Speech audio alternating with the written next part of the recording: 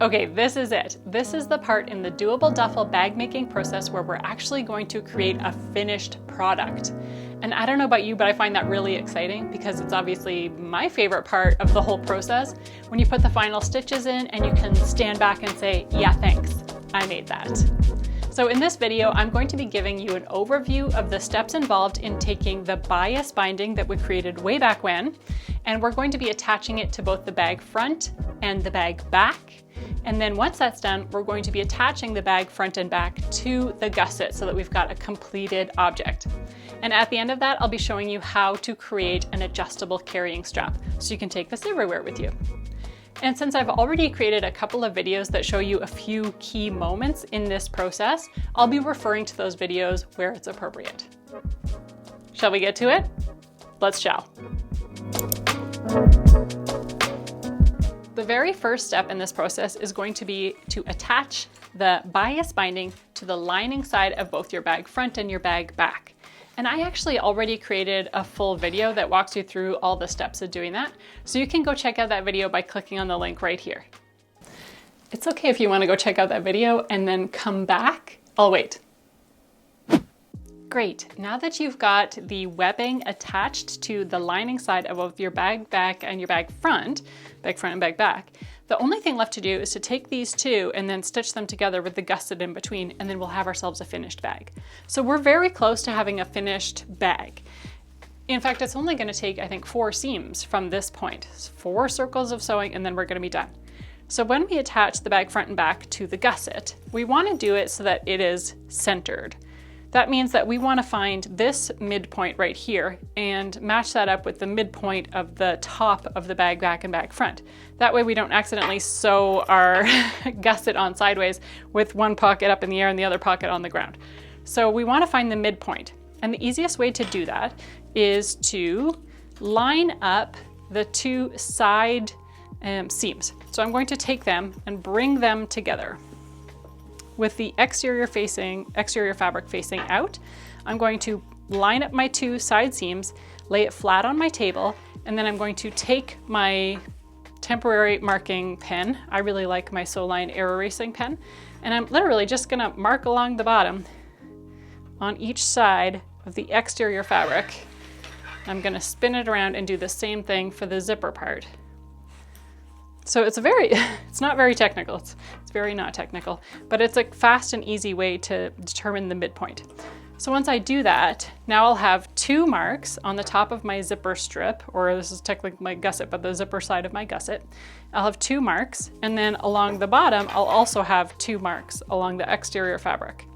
Then I'm going to set this aside for just 1 second, and let's start with the bag back. Sure, why not? Let's start with the bag back, and we want to find the midpoint of the top and bottom.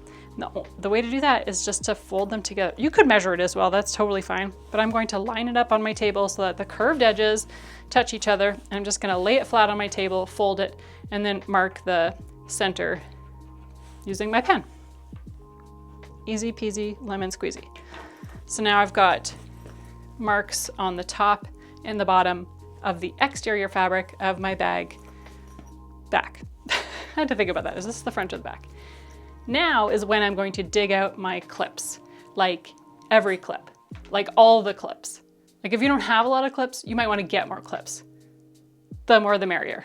Am I getting this across? You need a lot of clips for this next part. Because what we're going to do is we're going to clip this bag back to the gusset. Let me show you how that looks. Before we can attach the bag back to the gusset, you're going to need to flip your gusset inside out. And when you do that, the lining fabric will be on the outside. So when you hold it up, you'll be able to see the lining fabric, which is different than normal. Normally we could see the exterior fabric.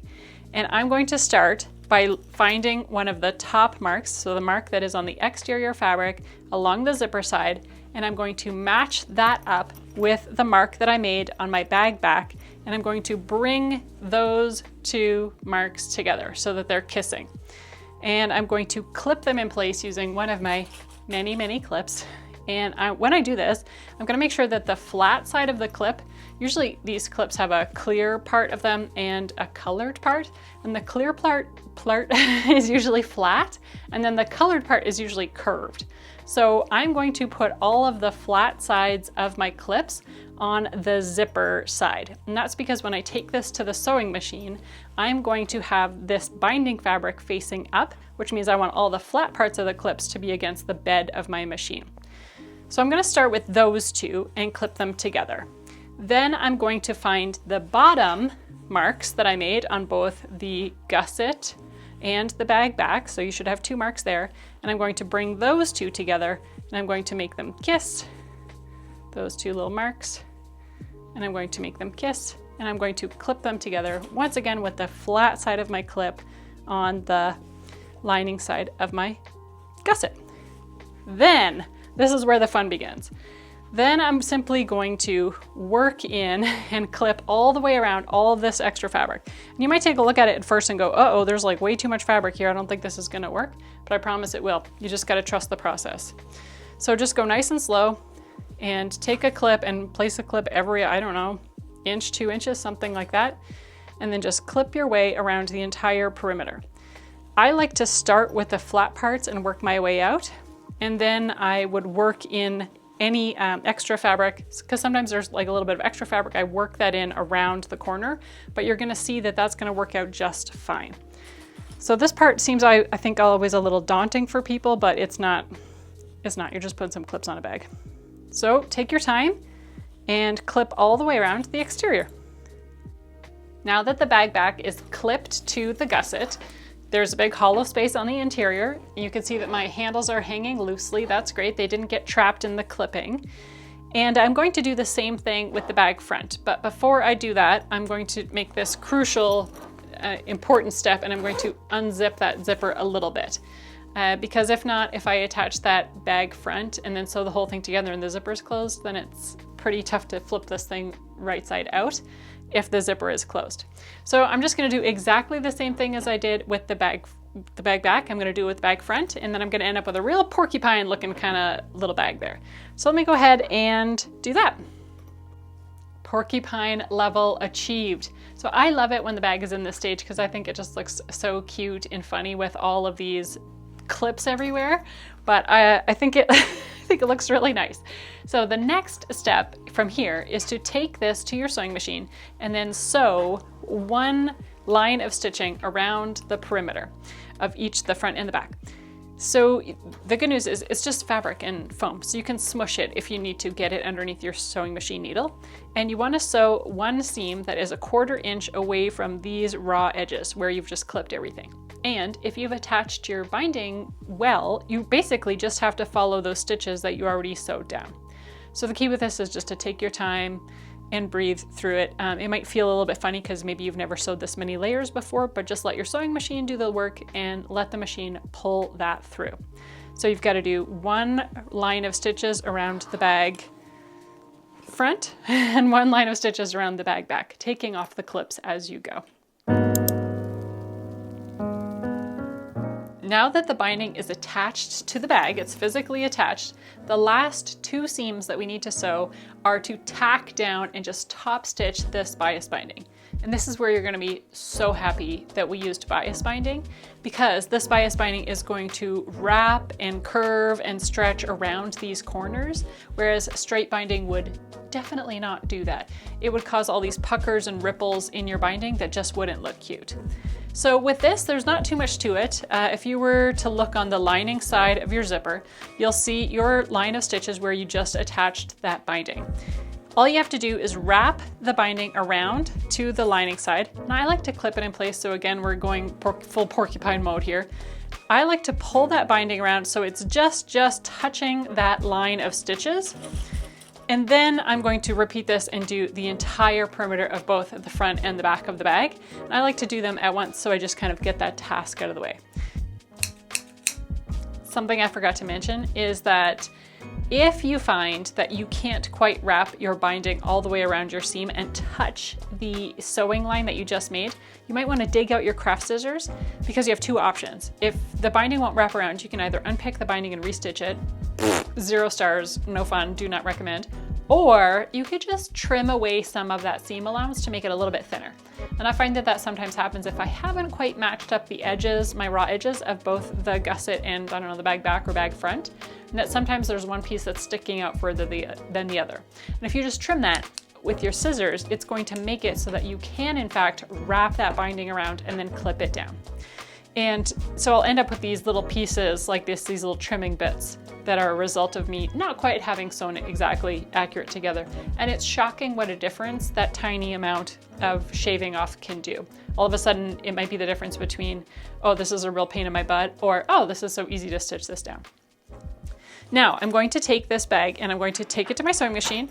And once again, I'm going to lay it flat on the table and I'm going to stitch 1/8 of an inch away from the fold of this binding fabric. I'm going to make sure that that fold is just touching that line of stitches, and I'm going to use my matching thread colors, and I really like to use my stiletto tool for this because it does a great job of holding that binding exactly where I need it to be. And with this, again, I'm just going to take my time, take deep breaths, roll down my shoulders and relax, because what we're doing here is not saving lives, we're making a bag. So if it's not going well for you, just relax, it's okay. Carry on, just keep stitching. I think that it's real probable that if this is your first ever bag, these stitches are not going to be so beautiful that you're going to want to put this piece of work hanging in a museum.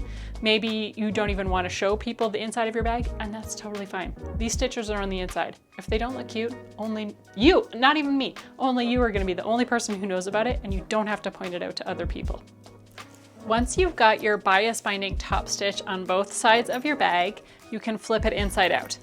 Now, in the bag making world, they often call that, not doing very well at this, they often call this part of the process birthing the bag, which I'm not particularly fond of, but I mean, you can call this whatever you want. You know what, this is harder to do when you use soft and stable as your stabilizer compared to if you use a batting. Okay, hang on. Not normally this dramatic, or doesn't normally take this long either. Let me pop out all those corners. So it looks real good. Okay, there we go. All right, it looks like a bag, right? This totally looks like a bag that you could take with you on a weekend trip and stuff full of goodies, and it would be really practical and cute. The only thing that's left to do is to sew an adjustable carrying strap using the last little bit of webbing you have and the last few items of hardware. But I've already made a video on how to do that, so you can find that right here. I hope that's where it is. Maybe it's over here, I don't know. But anyways, you can find that video over there. And I encourage you to go watch that because it'll make this literally a snap. Like after sewing down that bias binding, making this carrying strap is going to be something you can do in your sleep, I promise. Oh my gosh, you totally did it. You made a doable duffel. I am so proud of you for committing to this project and for sticking through to the end and coming up with your finished bag. Now, of course, I want you to share it on social media and use the hashtag Doable Duffel so that I can see it and then share with my audience as well. Now, if you liked this project and you enjoyed the videos, but you'd like a little bit more help, you'll want to check out my online course called Duffel Master. In that course, I walk you through every part of this project from beginning to end, step by step, stitch by stitch. And I share every single tip and trick that I have to help you get more accurate results and a more professional looking finished bag. So if that's something that's interesting to you, you can check out the link in the description below. Until next time, I'm wishing you happy bag making, and I'll see you in my next video.